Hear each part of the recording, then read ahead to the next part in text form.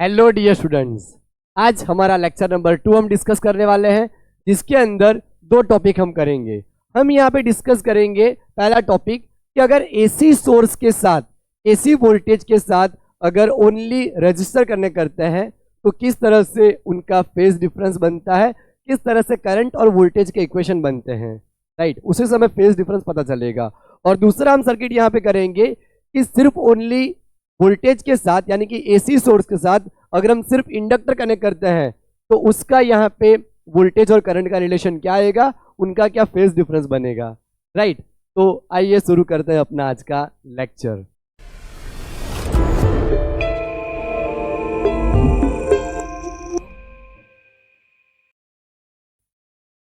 सबसे पहले हम टाइटल लगाएंगे AC source applied to only resistor. इसी टॉपिक को फ्रेंड्स बोला जाता है प्योर रेजिस्टिव सर्किट। हमारी एक ऐसे सर्किट कि जिसके अंदर सिर्फ और सिर्फ क्या है, रेजिस्टर ही है, राइट। ऐसे सर्किट। तो यहां पे पहले हम सर्किट बना लेते हैं। हमारे पास एसी सोर्स है। हमने पहले लेक्चर में ही पढ़ा था कि इस तरीके का सोर्स अगर हम लगाते हैं तो हमारा एसी सोर्स कहलाता है, यानी कि एसी वोल्टेज कहलाता है। आप एसी वोल्टेज बोलो या एसी सोर्स बोलो, बोथ आर सेम, राइट। जिसका कितना ईएमएफ आता है, E0 साइन ओमेगा टी, जो हम लेंगे यहाँ पे, right. E is equal to E0 sine omega T. तो उसके साथ हमने एक कंपोनेंट कनेक्ट करा है जो ओनली रेजिस्टर है, इसीलिए ये हमारी प्योरली रेजिस्टिव सर्किट है, क्योंकि उसके अलावा एसी सोर्स के साथ और कुछ भी नहीं है, राइट।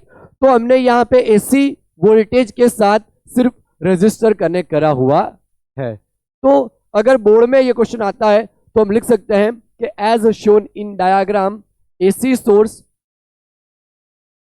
इज कनेक्टेड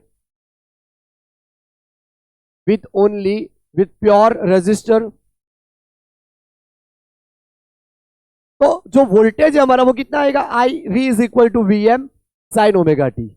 आप इस तरह से लिखो E is equal to E0 sine omega T, तो भी सेम ही है। तो इसको मान लेते हैं इक्वेशन नंबर 1। इसको इक्वेशन देना क्यों जरूरी है, बिकॉज हम यहाँ पे ये सर्किट का यूज करके करंट का इक्वेशन भी निकालेंगे। उसके बाद हम कंपैरिजन करेंगे कि वोल्टेज और करंट के अंदर कितना फेज डिफरेंस आ रहा है, और फिर हम फेजर डायग्राम क्या होते हैं वो भी समझेंगे, उनका फेजर डायग्राम ड्रॉ करेंगे, और करंट वोल्टेज के साथ जो वेव इक्वेशन बनेगा, वेव डायग्राम भी हम यहाँ पे ड्रॉ करेंगे, राइट। तो अगर हम मान लो यहाँ पे एसी वोल्टेज हमने कनेक्ट करा है, करंट अगर इस तरफ है, यहाँ पे 1 सेकंड में 100 बार करंट चेंज होगा, इधर इधर इधर इधर डायरेक्शन रिवर्स होगी। इस तरह से वो तेजी से मोशन करता है, जो हमने लास्ट लेक्चर में डिस्कस करा था, राइट। मान लो अगर एक मोमेंट के लिए करंट इस तरफ है, और अगर हम इस सर्किट में किरचॉफ लॉ अप्लाई करते हैं तो applying Kirchhoff law to this circuit we can write. अब देखो इसके बीच का वोल्टेज V, अगर एक मोमेंट के लिए करंट हमारा इस तरफ जा रहा है तो हमने पढ़ा था जिस डायरेक्शन में करंट फ्लो होता है, राइट, उसको हम नेगेटिव डायरेक्शन मानेंगे। दोनों की डायरेक्शन सेम है तो पोटेंशियल रिड्यूस होगा हमारा प्लस से माइनस, तो minus IR is equal to 0, क्योंकि नेट पोटेंशियल हमारा यहाँ पे 0 आना चाहिए, जो कि हमने किरचॉफ लॉ में पढ़ा था। अब फ्रेंड्स अगर ये हमारा जो सर्किट है, रेजिस्टर है, तो इनके दो पॉइंट के बीच का हमारा वोल्टेज क्या आता है, IR। तो हमने लिख दिया IR। अगर IR हमारा इस तरफ आ जाए तो V इज इक्वल टू हमारा क्या हो जाएगा, IR हो जाएगा। इक्वेशन 1 के वैल्यू सब्स्टिट्यूट करते हैं। फ्रॉम इक्वेशन 1, अगर हम यहाँ पे इक्वेशन 1 की ये वैल्यू लगा दें तो वो वैल्यू हमें मिल रही है Vm sine omega T is equal to IR, right. Friends मैं यहाँ पे R को नीचे ले लूंगा तो क्या हो जाएगा, I को हमने सब्जेक्ट बना लिया, तो हमें अब मिलेगा next term Vm by R sign omega T, right.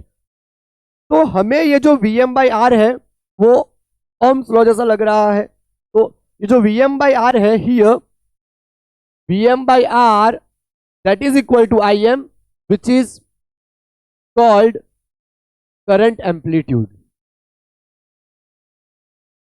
क्योंकि ये मैक्सिमम वैल्यू देगा करंट की, इसीलिए हम इसको बोलेंगे करंट एम्पलीट्यूड.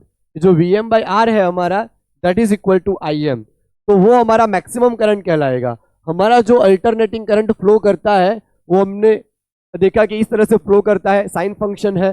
तो ये जो मैक्सिमम वैल्यू आएगी ना फ्रेंड्स, ये मैक्सिमम वैल्यू हमारी Im कहलाएगी. राइट, मैक्सिमम करंट कहलाएगा Im. तो अगर हम यहाँ पे Im लगा दे, I is equal to Im sine omega T, हमें मिल गया. राइट, तो इसको हम ले लेते हैं इक्वेशन नंबर 2. अब अगर हम कंपैरिजन करें तो यहाँ पे Vm साइन ओमेगा टी, यहाँ पे Im sine omega T. Friends, जो हमारे फंक्शन के साथ जो एंगल रहता है वो हमारा फेज दिखाता है कि फेज डिफरेंस कितना है. तो अगर अभी मैं फेज डिफरेंस यहाँ पे लूँ तो omega T minus omega T phase difference आएगा 0, क्योंकि इसमें ओमेगा टी के बाद कुछ नहीं है, कोई भी एंगल नहीं है, इसमें भी ओमेगा टी के बाद कुछ नहीं है. राइट, तो omega T minus omega T यहाँ पे हमारा फेज डिफरेंस बनेगा 0. यानी कि in only resistive circuit there is no phase difference, यानी कि both are in a same phase. Right, both are in a same phase, यहाँ पे फेज डिफरेंस नहीं आ रहा है. फ्रॉम इक्वेशन 1 एंड 2 हम यहाँ पे कंक्लूजन लिख रहे हैं. From equation 1 and 2 we can say that current and voltage both are in same phase और same phase with each other, एक दूसरे के साथ सेम फेज में आ रहे हैं. कोई भी लीड नहीं कर रहा या कोई भी लैग नहीं कर रहा, दोनों एक साथ ट्रैवल कर रहे हैं. राइट, तो फ्रेंड्स ये यहाँ पे जो ये इक्वेशन है हमारा, maximum current is equal to maximum voltage upon resistor, एक वो इंपॉर्टेंट है. और ये हमारा हम हार्मोनिक फंक्शन के फॉर्म में साइन करंट को लेके आए. राइट, डीसी में तो हमारा मान लो 5 एम्पियर है या 10 एम्पियर फिक्स वैल्यू आती थी, लेकिन यहाँ पे हमारे आरएमएस वैल्यू हमने पढ़ा लास्ट लेक्चर में, तो यहाँ पे हमारा करंट कंटिन्यूसली चेंज होता रहेगा. क्या करेगा, तो 0 है, बढ़ेगा बढ़ेगा, मैक्सिमम होगा, उसके बाद कम होके वापस 0 होगा, फिर डायरेक्शन चेंज करेगा और डायरेक्शन चेंज करके वो नेगेटिव फेज में जाएगा और वहां पे नेगेटिव फेज में डायरेक्शन उसकी यहाँ पे मैक्सिमम होगी वैल्यू और फिर कम होते होते वापस 0 होगी. तो इस तरीके से हमें जो करंट मिलेगा वो कैसा करंट होगा हमारा, तो आरएमएस करंट होगा.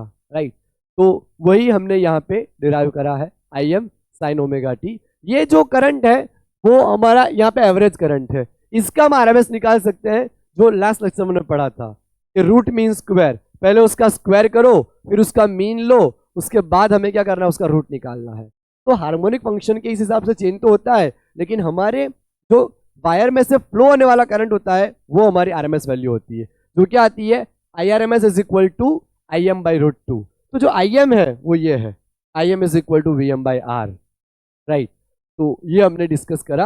अब फ्रेंड्स हमें यहाँ पे दो चीजें डिस्कस करनी है कि फेजर डायग्राम किस तरह से बनता है, ओनली रेजिस्टिव सर्किट का फेजर डायग्राम कैसे आता है और उसके साथ वेव डायग्राम हम किस तरह से बना सकते हैं. राइट, तो सबसे पहले हम यहाँ पे इस तरह से ड्रॉ करेंगे दोनों को एक साथ में.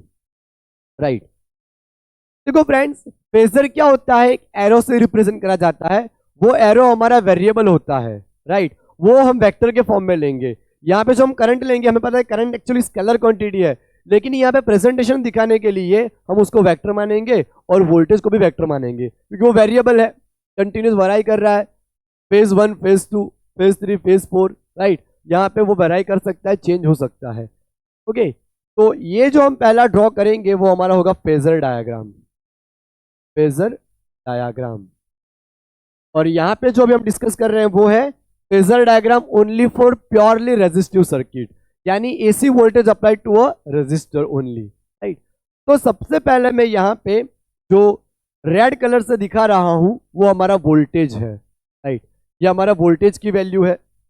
तो वोल्टेज ने क्या करा, जो हमारी एक्सिस है उसके साथ इस तरफ ओमेगा टी एंगल बना रखा है. अगर आप टाइम t1 लेते हो तो आप ओमेगा t1 भी लिख सकते हो यहाँ पे. राइट, तो वोल्टेज अभी हमारा ओमेगा टी दिखा रहा है यहाँ पे. तो फ्रेंड्स यहाँ पे ओमेगा टी हमें मिल गया। तो अगर मैं इसका यहाँ पे प्रोजेक्शन लूँ एक्स एक्सिस पे, ये हमारी एक्स एक्सिस है, तो यहाँ मिलेगा बी कॉस ओमेगा टी। अगर हम उसका ही प्रोजेक्शन यहाँ पे वाई एक्सिस पे लें तो हमें मिलेगा यहाँ पे V M sine omega T, क्योंकि जहां पे एंगल बनता है वहां पे आता है कॉस ओमेगा टी और उसके परपेंडिकुलर पे आता है हमारा साइन ओमेगा टी। तो ये जो एरो है वो उसकी पीक वैल्यू डिफाइन कर रहा है, राइट, कि वोल्टेज की पीक वैल्यू कितनी है। मैंने आपको बताया पीक वैल्यू क्या आती है, जो मैक्सिमम वैल्यू हो वो वैल्यू हमारी पीक वैल्यू होगी। तो अगर यहाँ पे हम इसका वेव फॉर्म ड्रॉ करें किसका, वोल्टेज का, तो इस तरह से होगा, ये मैक्सिमम लेवल को छू रहा है, यहाँ पे हमारे वोल्टेज की ये वैल्यू डिफाइन कर रहा है, राइट। और यहाँ पे अगर मैं लगाऊं तो 0, यहाँ पे होगा π/2, यहाँ पे होगा पाई, यहाँ पे होगा 3π/2 और लास्ट में यहाँ पे 2π आएगा, यानी कि 1 टाइम पीरियड में हमारा वेव कंप्लीट होगा, राइट। तो ये अभी हमने ड्रॉ करा है वोल्टेज का वेव फॉर्मेट, ये हमारा वेव डायग्राम है, वेव डायग्राम, जिसमें इस तरफ हम V या फिर I ले सकते हैं और यहाँ पे हम ओमेगा टी लेंगे। तो V और I वर्सेस ओमेगा टी का ये ग्राफ है, V और I वर्सेस ओमेगा टी का हमारा ग्राफ रहेगा। फ्रेंड्स, अब यहाँ पे हमें पता चला कि वोल्टेज और करंट, ये हमने अभी वोल्टेज का ड्रॉ करा है, वोल्टेज और करंट सेम फेज में है, राइट। तो इसी के ऊपर मैं यहाँ पे करंट भी ड्रॉ कर दूंगा, यहाँ पे करंट, ये करंट का फेजर है, ये वोल्टेज का फेजर है, राइट। दोनों सेम, देखो दोनों सेम एक दूसरे के साथ पैरेलल है, यानी कि एक दूसरे को कोइंसिडेंट कर रहे हैं यहाँ पे, यानी कि दोनों को हम इस तरह से रिप्रेजेंट कर सकते हैं, ये I और यहाँ पे V। हाँ, इतना है कि करंट का एम्पलीट्यूड थोड़ा V की वैल्यू से छोटा है, V का एम्पलीट्यूड ज्यादा है, ग्रेटर है, तो यहाँ हम इस तरह से ड्रॉ कर सकते हैं उसको। ये लेवल में अगर लगा लूँ तो ओमेगा टी करंट का बन रहा है यहाँ पे, तो हम उसको ले लेंगे IM साइन ओमेगा टी, यहाँ पे हमें मिल जाएगी करंट की value IM sine omega T, right. तो उसका वेव इक्वेशन हम इस तरह से बनाएंगे, देखो आपको मैक्सिमम वैल्यू एक साथ दोनों की मैच हो ऐसा जरूरी नहीं है, क्योंकि हमारे यहाँ पे करंट की मैक्सिमम वैल्यू IM इतनी है और वोल्टेज की ज़्यादा है, क्योंकि उसका फेजर थोड़ा लेंथ उसकी एरो की ज़्यादा है, VM हमारा बनेगा, राइट। लेकिन यहाँ पे ये जो दोनों इंटरसेक्शन करते हैं, राइट, दोनों अपनी प्रिंसिपल एक्सिस को जहाँ पे इंटरसेक्शन करते हैं, ये हमारी जो मेन एक्सिस वो ओरिजिन से ली है हमने, राइट, जो कि क्या डिफाइन करती है, ऊपर का रीजन पॉजिटिव, नीचे का रीजन नेगेटिव। तो फ्रेंड्स, यहाँ पे ये हमें फेज डिफरेंस दिखाता है, दोनों यहाँ पे एक साथ इंटरसेक्ट कर रहे हैं, यानी कि फेज डिफरेंस यहाँ पे 0 है, no phase difference, no phase difference, दोनों का यहाँ पे फेज डिफरेंस क्या आ रहा है, 0, यानी कि एक दूसरे के साथ फेज में नहीं है या सेम फेज में है, राइट।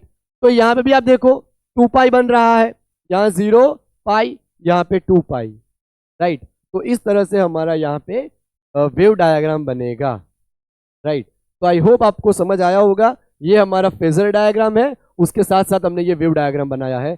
तो यहाँ पे हमारा कंक्लूजन ये निकला कि अगर हमारे पास सर्किट ओनली रेजिस्टिव सर्किट हो तो दोनों के बीच में, दोनों सेम फेज में ट्रैवल करते हैं, करंट और वोल्टेज सेम फेज में होते हैं, हालांकि उनकी पीक वैल्यू अलग अलग होगी, लेकिन जहां पे वो इंटरसेक्ट करेंगे, जहां पे हम फेज डिफरेंस निकालते हैं, वो दोनों के 0 होंगे, फेज डिफरेंस नहीं होंगे, यानी कि एंगल जो होंगे वो सेम होंगे, राइट। तो अब हम करते हैं यहाँ पे डिस्कशन, जब हम सर्किट ओनली इंडक्टर के लेते हैं, यानी कि AC वोल्टेज के साथ जब हम इंडक्टर अप्लाई करते हैं, राइट। तो इसको मैं मिटा देता हूं और यहीं पे AC source apply to only resistor की जगह हम लिख देंगे इंडक्टर, यहाँ पे हमारा इंडक्टर आ जाएगा, यहाँ पे हम लिख देंगे प्योर इंडक्टिव सर्किट, राइट। यहाँ पे भी हम इंडक्टर कनेक्ट कर लेंगे, यहाँ से पूरा मिटा देते हैं इसको, क्योंकि अब हमारी जो थियरी आएगी वो ओनली फॉर इंडक्टर के लिए आएगी, राइट। अगर हमारी सर्किट पे ओनली इंडक्टर कनेक्ट कर रखा हो तो किस तरह से हमारा फेजर डायग्राम आता है और वेव डायग्राम में हमारा क्या चेंज आएगा, वो भी हम यहाँ पे डिस्कस करेंगे, राइट। तो यहाँ पे हम क्या करते हैं, ओनली इंडक्टर कनेक्ट कर लेते हैं।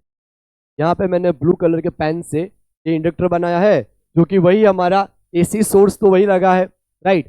तो टॉपिक हमारा है AC source apply to only inductor या फिर प्योर इंडक्टिव सर्किट।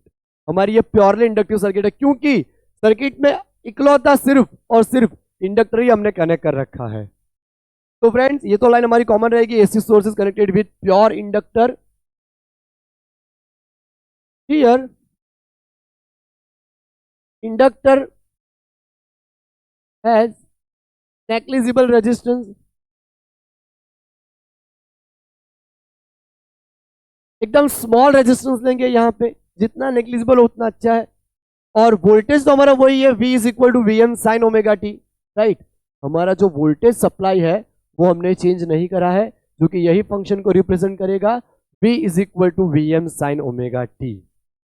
और फ्रेंड्स यहाँ पे भी जब इस मोमेंट पे जब हमारा करंट इस तरफ ट्रैवल कर रहा होगा तो हम यहाँ पे किरचॉफ लॉ अप्लाई करेंगे। Applying Kirchhoff law to this circuit we can write इनके बीच का वोल्टेज आएगा V माइनस, और इंडक्टर के बीच का वोल्टेज हमारा आता है minus L D I by D T is equal to 0, right. क्योंकि करंट जब जाएगा यहाँ से, राइट, तो हमारे पास यहाँ पे जो पॉजिटिव से नेगेटिव की तरफ वोल्टेज डिक्रीज होगा, तो हमने लिख दिया minus L D I by D T.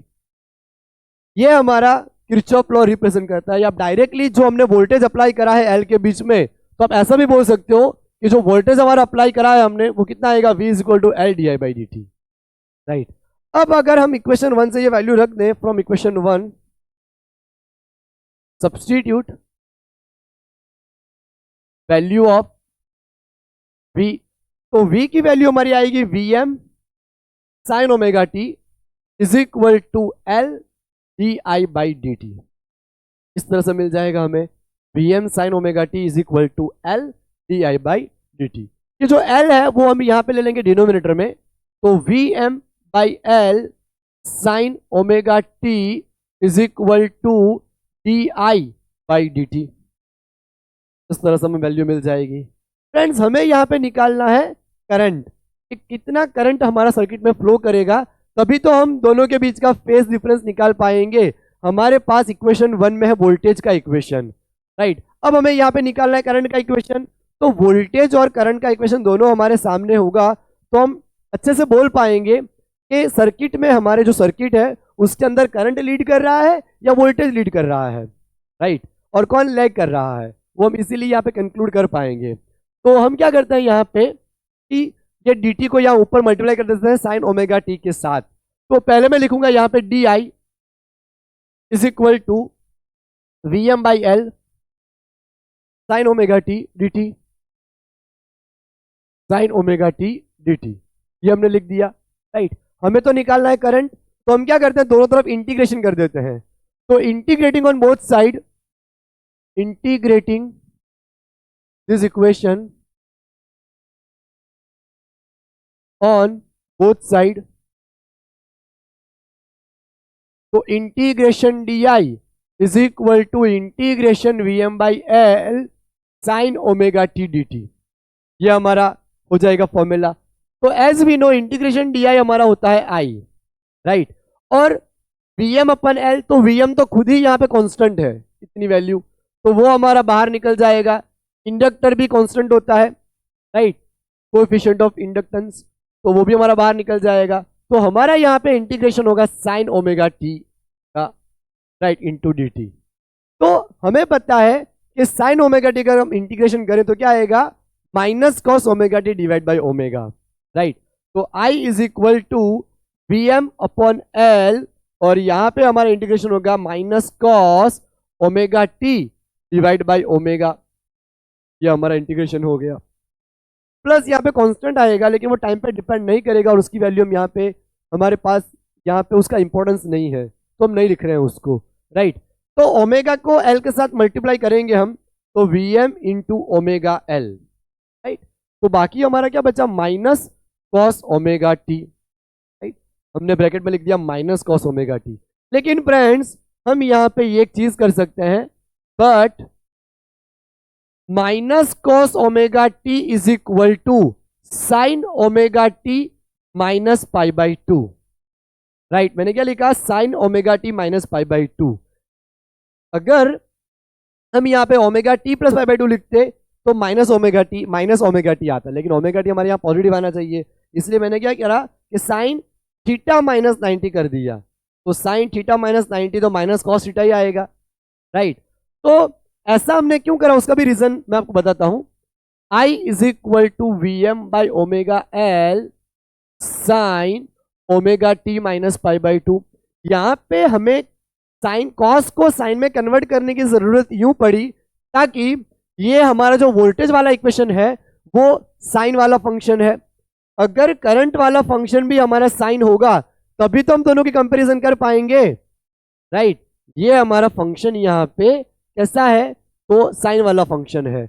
अगर यहाँ पे करंट का फंक्शन भी हमारा साइन वाला होगा तभी हम दोनों की कंपैरिजन कर पाएंगे, राइट। इसीलिए हमने कॉस को साइन फंक्शन में कन्वर्ट कर दिया, राइट। अब फ्रेंड्स यहाँ पे आपको दिख रहा है कि हियर ये जो ओमेगा एल है that is analogous to resistance, क्योंकि वोल्टेज के नीचे अगर रेजिस्टेंस आ जाए तो बात बन जाए, यानी कि हमारा करंट आ जाएगा यहाँ पे मैक्सिमम करंट, राइट। तो omega here omega L is analogous to resistance which is called inductive reactance। उसको यहां पे हम इंडक्टिव रिएक्टेंस बोलेंगे, which is called inductive reactance. तो ये हमारा इंडक्टिव रिएक्टेंस कहलाएगा। तो here XL is equal to omega L, XL is equal to हम क्या लिख लेंगे, XL is equal to omega L. तो I is equal to V M upon XL sine omega T minus pi by two, ये हमें मिल गया। और अब आप देखो कि वोल्टेज उसके नीचे रेजिस्टेंस, यानी इसको हम बोल देंगे maximum current, right. Now V M upon XL that is called amplitude of current, amplitude of current. तो I is equal to I M sine omega T minus pi by two. तो ये आप देखो कि हमारा प्योरली यहाँ पे current का इक्वेशन आ चुका है। तो ये हमारा वोल्टेज का इक्वेशन और ये करंट का इक्वेशन। अब फ्रेंड्स हम यहाँ पे क्या कर सकते हैं, दोनों इक्वेशन को कंपेयर कर सकते हैं, राइट। उससे पहले मैं आपको वापस यहाँ पे ले चलूंगा कि जो एक्सेल आया वो भी हमारा बहुत ही इंपॉर्टेंट है। जिस तरीके से रेजिस्टर जो है वो एक रेजिस्टेंस का रोल प्रोवाइड करता है, राइट, उसी तरीके से इंडक्टर का रेजिस्टेंस ये एक्सेल कहलाता है और उसका यूनिट भी ओहम है। इंडक्टर जो है उसका रेजिस्टेंस कितना होता है तो डिपेंड करता है ओमेगा और एल की वैल्यू के ऊपर। अगर आपको ओमेगा नहीं बता के नॉर्मल फ्रीक्वेंसी बता रखी होती है तो आपको 2 पाई न्यू एल इस तरह से लेना होता है, 2 पाई न्यू एल इस तरह से आपको लेना होता है। उसमें एल जो है वो हमारे इंडक्टर का मैग्नीट्यूड है और जो न्यू है वो हमारी नॉर्मल फ्रीक्वेंसी है। और अगर ओमेगा बता रखा हो तो हमारी एंगुलर फ्रीक्वेंसी है, राइट, या एंगुलर स्पीड है, तो वो आपको ध्यान रखना है पहले। अब अगर हम कंपैरिजन करें इक्वेशन 1 और इक्वेशन 2 की तो सीधे तौर पर हम बता सकते हैं कि यहाँ पे ओमेगा टी के बाद कुछ नहीं है, लेकिन यहाँ पे omega T minus pi by two है, राइट। यानी कि करंट जो है उसमें वैल्यू हमारी omega T minus pi by two जितनी पीछे है। तो from equation 1 and 2 we can say that current is lagging behind by pi by two with voltage. Current हमारा यहाँ पे लैग कर रहा है, यानी कि पीछे चल रहा है। वोल्टेज के मुकाबले करंट हमारा यहाँ पे पाई बाई टू जितना पीछे चल रहा है, ये हमारा कंक्लूजन निकलता है। तो हम लिखेंगे from equation 1 and 2 we can say that current lag pi by 2 with pi by 2 with voltage। Voltage के साथ करंट हमारा यहाँ पे पाई बाई टू जितना पीछे चल रहा है। या आप ऐसा भी लिख सकते हो कि voltage lead by pi by two with current. Voltage lead कर रहा है पाई बाई टू जितना और करंट यहाँ पे पीछे चल रहा है, राइट। आप इस तरह से याद रख सकते हो यहाँ पे कि इंडक्टर में वोल्टेज लीड करता है, IVL, इंडक्टर में वोल्टेज लीड करता है, राइट। तो ये आपको बहुत अच्छे से ध्यान रखना है। तो अगर बोर्ड में भी आ जाए तो मैंने आपको प्रॉपरली यहाँ पे लिख के बताया है कि किस तरह से आपको रिप्रेजेंट करना है। तो फ्रेंड्स हमारे पास वोल्टेज और करंट के इक्वेशन आ चुके हैं, तो हम यहाँ पे फेजर डायग्राम दोनों का ड्रॉ कर सकते हैं, राइट। तो फेजर डायग्राम और वेव डायग्राम दोनों हम यहाँ पे ड्रॉ करते हैं। तो मैं थोड़ा यहाँ पे ये पोर्शन मिटा दूंगा पूरा, राइट। और यहाँ पे हम दोनों का इक्वेशन हमें पता है दोनों का, तो हम यहाँ पे ड्रॉ कर लेंगे फेजर डायग्राम और वेव डायग्राम। ओके, तो सबसे पहले हम यहाँ पे वोल्टेज को रिप्रेजेंट करते हैं। मान लो ये हमारा वोल्टेज का प्रेजेंटेशन है, राइट। अब वोल्टेज जो है वो हमारा ओमेगा की यहाँ पे हम लेते हैं। तो करंट क्या आया, करंट आया 90 डिग्री पीछे, तो ये हमारा यहाँ पे वोल्टेज है, तो उसके 90 डिग्री बने इस तरह से हमें करंट ड्रॉ करना है। तो मान लो यहाँ पे 90 डिग्री बना, राइट। ये हमारा यहाँ पे 90 डिग्री बना π/2। तो आप बताओ कि ये हमारी जो वैल्यू आएगी वो कितनी आएगी, ओमेगा टी माइनस π/2 आएगी ना, ये angle omega T minus π/2, right. यहाँ पे हमारा करंट है ये। तो यहाँ पे एंगल बना ओमेगा टी वी का, तो हम यहाँ पे लिख सकते हैं v is equal to Vm sine omega T. हमें मिल गया v is equal to Vm sine omega T. और यहाँ पे हमारा करंट का इक्वेशन आया, एंगल आया ओमेगा टी माइनस π/2, तो I is equal to Im sine omega T minus π/2, ये मिल गया Im sine omega T minus π/2। और वोल्टेज का इक्वेशन में हमें मिला Vm sine omega T, right. तो यहाँ पे हमें जो वेव फॉर्म मिलेंगे वो किस तरह से मिलेंगे वो हम यहाँ पे रिप्रेजेंट करते हैं। तो फ्रेंड्स पहले मैं यहाँ पे ड्रॉ कर दूंगा हमारे वोल्टेज के लिए एक वेव। तो ये हमारा वोल्टेज का वेव है, इस तरह से वोल्टेज का वेव फॉलो कर रहा है अपने पाथ को, राइट। तो ये हमारा वोल्टेज का वेव है ना। हमने यहां से देखा कि वोल्टेज से करंट पीछे है π/2 जितना। अब पीछे तो हम इस तरफ लेना पड़ेगा, अगर इस तरफ लेंगे तो लीड कर जाएगा क्योंकि वो कैपेसिटर में आएगा।